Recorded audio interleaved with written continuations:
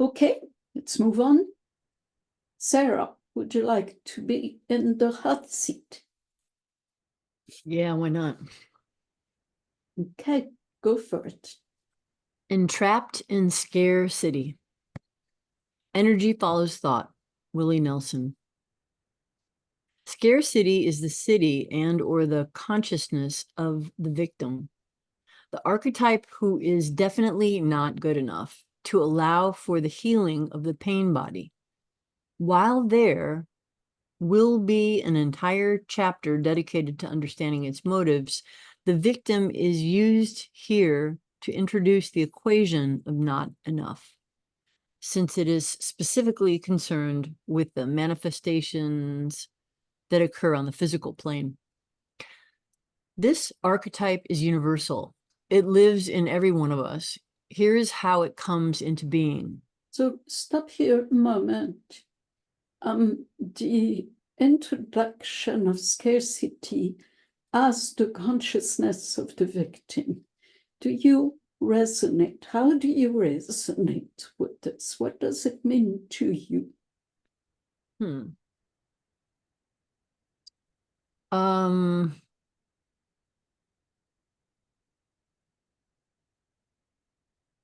How does it resonate for me? How it resonates for me is that there's moments in the day where I feel like there's so much possibility, but then sometimes my world gets really small and that feels like scarcity.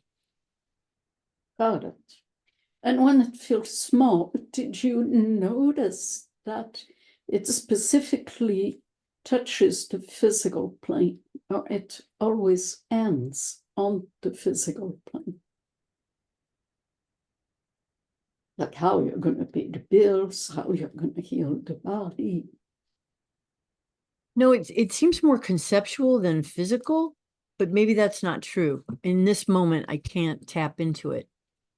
Okay, so whenever the victim shows up, let's see what world it's concerned by.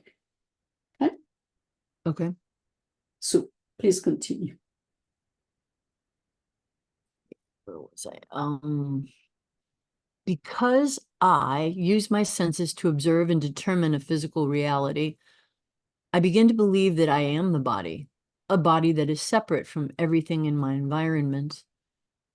And it is this belief in separation that now creates my personal reality.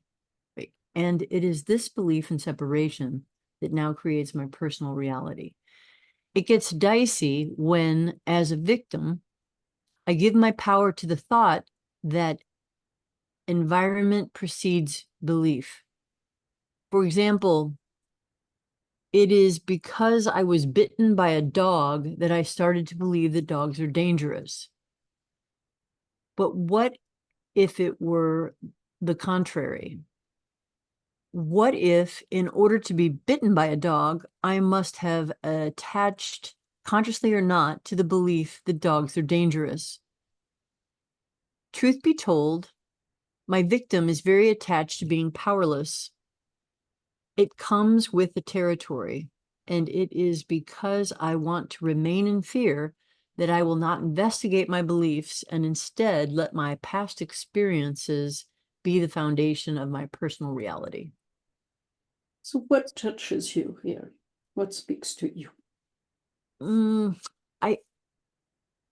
I practice some of these, like, I'm not sure how to explain it, but I'm very much aware of how my thought, well, I say that I'm really aware. On a good day, I'm really aware of how my thought creates what I experience. But when I go unconscious and become the victim, I'm the victim and I don't even know it. Very good. Very good. And so I could be living a very small life thinking, oh, this is all right. But it's not until I see some, I'm like, oh, wait a minute, I'm only dealing with this much and I'm not seeing, I've created this small little space to be in. So that would be the scarcity. Lovely. I mean, not lovely, but Right. good that you would be aware of it. Mm-hmm. So let's continue. Now that I have efficiently trapped myself into the rigidity of a 3D world, I obsess on. I look through the eye and the eye of the past and become a materialist, a slave to a body, living in a given environment in a certain time. My focus is mostly on matter and rarely on energy, mostly on the visible and rarely on the invisible, mostly on money and rarely on the mystery. My allegiance to the 3D world my allegiance to the 3D world is what shrinks my vital field of energy. Believing that I'm running out of time and energy, I am becoming denser by the minute.